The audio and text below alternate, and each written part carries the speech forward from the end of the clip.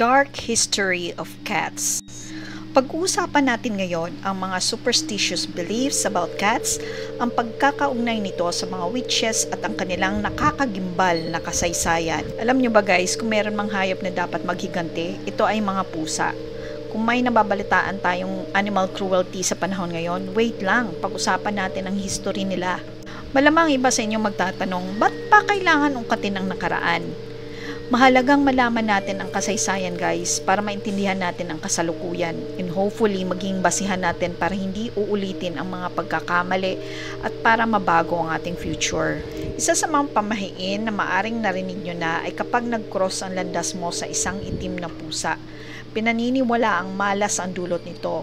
Ito ay taliwas sa ibang paniniwala na blessing ang pusa. In the 13th century, base sa mga written records, ang mga pusa, particular na ang black cats, ay inuugnay sa occult or yung mga usapang magical, supernatural like witchcraft.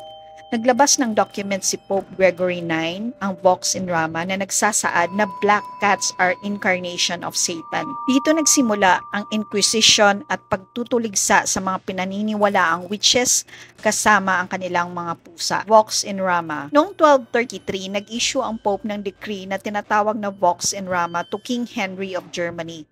Dito nakasaad ang ugnayan ng pusa sa mga witches and is considered creature of the devil. Dito nakasulat na isa sa mga ritual na ginagawa ng mga witches ay ang halikan ang puwet ng pusa.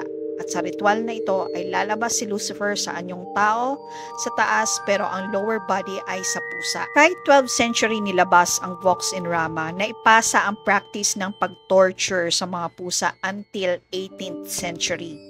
Imagine ninyo ang haba ng panahon na nagsasuffer ang mga pusa sa kamay ng church at sa mga tao. Cats and witches were threats to early Christian church. Ang mga witches were pagan practitioners sa Europe. As the early Christian church gained more power, nakikita nila ang mga witches as threat and competition para sa lubusang makuha ang loob ng mga tao. Kaya nag-declare ang church na huliin, i-torture at i-dispatcha ang mga ito. At dahil ang mga witches ay may deep relationship sa natural world, which includes plants and animals, karamihan sa kanila ay may mga animals as pets including cats. Kaya kung nabuhay ako sa panahon na yon, malamang isa ako sa mga suspect ng witchcraft dahil ang dami kong pusa. Cats were blamed for the bubonic plague. Matindi ang persecution na nangyari sa mga pusa noong Middle Ages. According to scholars, bumaba ang population ng mga pusa sa Europe na hindi na nakontrol ang dami ng mga daga, which eventually caused na ma-spread ang bubonic plague or called as Black Death. According to clevelandclinic.org, bubonic plague deaths exceeded 25 million people during the 14th century. This was about 2/3 of the population in Europe at that time. Rats traveled on ships and brought fleas and plague with them. Hindi natatapos ang kalbaryo ng mga pusa. Hindi lang sila inugnay sa mga witches, inuugnay pa sila sa plague which gave the church more reason para i-persecute sila. Modern age. As the modern age approached around the 17th century, pakonti-konting nagbago ang pakikitungo ng mga tao sa pusa.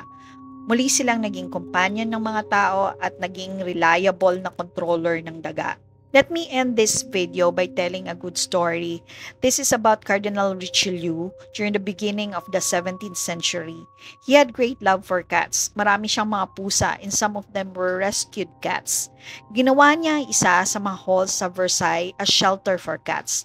Bago siya namatay, gumawa siya ng will at nag-iwan siya ng pera para patuloy masuportahan ang kanyang mga pusa. If you like this video, please click like and subscribe. Please share the love na rin by sharing this video to your family and friends.